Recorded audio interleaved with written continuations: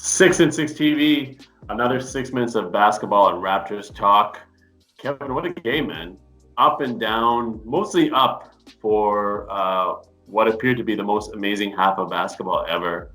Raptors almost touching their best ever halftime score.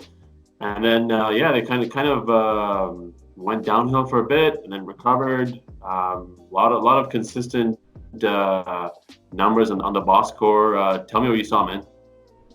Yeah, I thought it was. To your point, it was a good half. I didn't like how they ended the first half. I think 9, 10, 11, 12. Yeah, like 13 or 14 points, 14-0 run near the end there. I feel like I know it was only a minute left and you have a big lead, but I still feel like Nurse should have called a timeout to stop some of the momentum, and they cut it down to like 13, 14. But yeah, the team played well, but what was a little alarming and trying to stay positive, the last 3 out of the last 4 games, teams have crawled back in the fourth quarter and made a game of it. And this one should have been, you shouldn't have allowed them. If you're up 30 at any point in time, I mean, the most they should come back is say within 10, because that run's going to come. But they can't get that close, which was unfortunate. But I'm super impressed with Norman Powell, what he's been able to do. He shot like over 80%, I think 23 points in like 27 minutes. I don't think you can get more efficient than that. So coming back for an injury for him, it's huge, really huge. Yeah, definitely the fourth quarter execution in the last probably like 10 games has been quite poor. I mean, reflective of not having your stars out there in the fourth where all the pressure's on. But yeah, I think the fact that they grinded it out yesterday was great. Twin Towers. All right, we've got 30 seconds to talk about Nurse starting both Ibaka and Gasol. I don't know how many times they've done that this season. I feel like they haven't. Maybe this is the first time. But they both played fantastic that first quarter. Serge comes alive with 13 points in the first quarter, just making shots, being a beast in the paint. Gasol has a couple of post moves here and there. Really quickly, do you think Nurse goes with that kind of a lineup and thinks about that every now and then? Yeah, I think he has to now that he did it and there was some early success there. Having 2 bigs on the floor like that, one that could shoot from, actually both of them can really shoot from 3, and their communication on the floor, obviously speaking Spanish and doing their thing, I think is huge. So yeah, he's definitely going to have to do it again. It worked, and it's going to make teams keep guessing. Yeah, it'd be more of a risk if they weren't, above average defenders like they are. They're both fantastic defenders, so you can afford to do that. All right, I felt Jack made a really good point yesterday. I know we talk about Siakam kind of being the litmus test of really whether the Raptors are going to have a good season or a great season. He talked about OG and Norm, and really those 2 guys determining the success of this season. He talked about Norm really maturing into the player this year, and he looks like he's found himself. OG had a really, really good game yesterday. Quiet game, but if you look at the box score, he was everywhere, quite efficient. Tell me what you think about what Jack said. Yeah, I think it's very true. My whole thing is like I wasn't the biggest Norman Powell fan, no secret, because he just hasn't been consistent throughout his career. Now he's playing at a high level. He's playing at a high level now, which is good. OG, I mean, everyone thought this guy would be most improved player this year. He has no chance to be the most improved player, which is upsetting. So I don't really know about OG and who he actually is as a player. I think he's a lot better and he needs to play with more confidence, but inconsistency throughout the season from OG based on what I've seen. He's a good defender, that's been consistent, but aside from that, he's got to get more production. Yeah, you want him to kind of have a, grab the game by its horns like Terrence Davis does sometimes when he shows up and, a couple of stretches here and there. All right, 20 seconds. Jazz. Utah Jazz are in second place after they trade for Mr. Jordan Clarkson. What's going on there, man?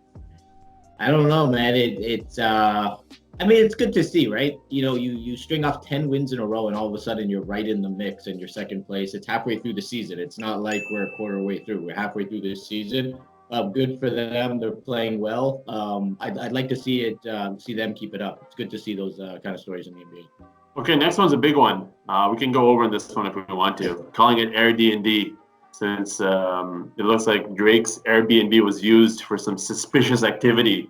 So the story comes out first on ESPN, and the way it was kind of written made it seem like Drake facilitated this whole meeting between Kawhi and Paul George. in even in there, I can't remember whether it was Ramona Shelburne or Michael Granger talked about after Kawhi comes here in his plane, he goes out with Drake and they party up in the city, and then Kawhi needs a place to stay while he's negotiating in LA. Drake offers up his place. At that point, it's really muddy about whether Drake is actually there with him and what his involvement is. But apparently, all the meetings between him and Paul George took place at the Raptors global ambassador's house in LA. So that story comes out first, and then finally some color comes through at the end, and Michael Grange kind of sheds some light and says, he essentially makes it seem that Drake got played, absolutely played, that he had no idea, and his heart is probably broken as a result of this. Tell me what you thought of that whole situation. I mean, it's the oddest situation and just story because, like, I don't think obviously Drake is part of it. I mean, why? Like, why would you broker a meeting for the best player who, almost single-handedly delivered a championship to a city and a country, and you're Canadian, and you're going to go broker a deal for him to leave? It doesn't make any sense to me. I'm not.